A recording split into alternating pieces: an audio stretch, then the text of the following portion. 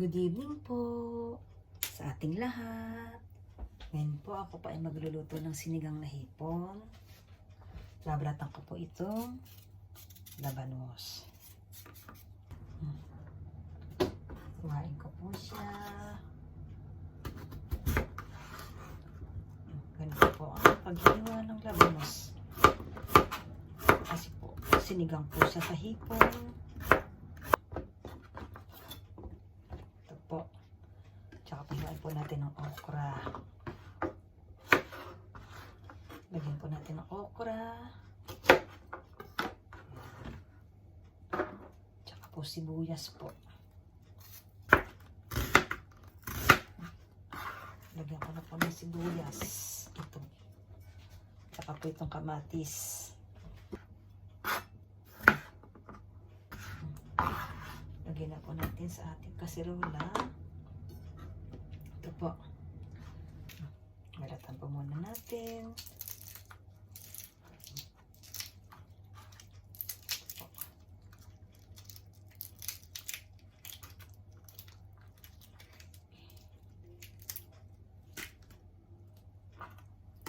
Hibain po natin sa gitna. Tanggalin po natin yung pinakaitim po. Ito po. Tanggalin po natin. Yan. Ito pong ulo, hindi pa natin tatanggalin kasi po, pampalasa po yan. Yan. Gasa ko po muna itong hipon. Ngayon po, lagay na po natin itong hipon. Sabay na po natin. Para po lumasa po. Lagyan po natin ng tubig po.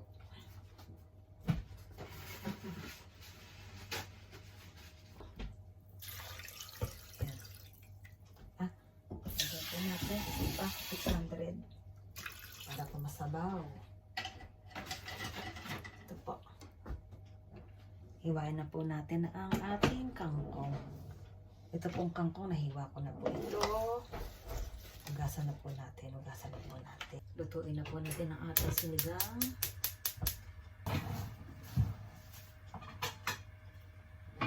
Takpan po natin.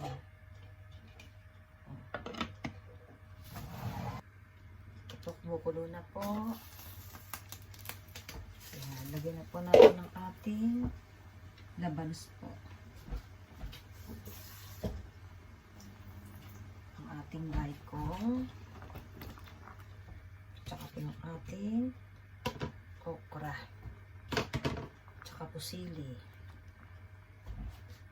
Lagyan po natin ang sabaw. Mga 200 po. Bali, 600 plus 200 is 800 ml po. Ang tubig natin. Haluin po natin. Takpan po ulit natin.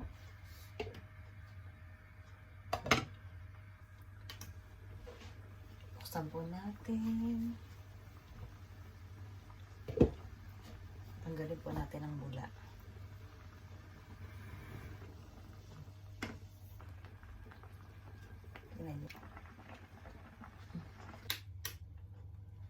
Lagay na po natin ang ating kangkong.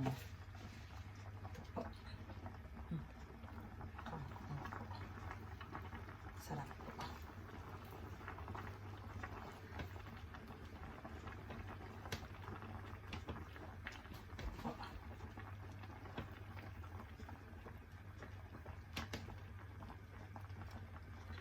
Tikman po natin.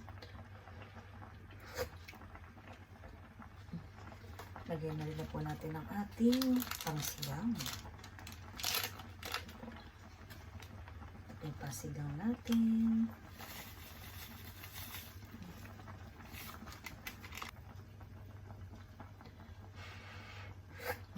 Sarap po.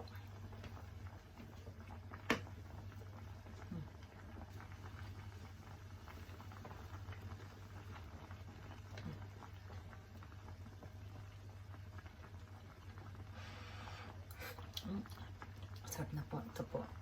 Luto na po ito. Tingnan na po natin ang apoy. Ito po yung aking sinigang.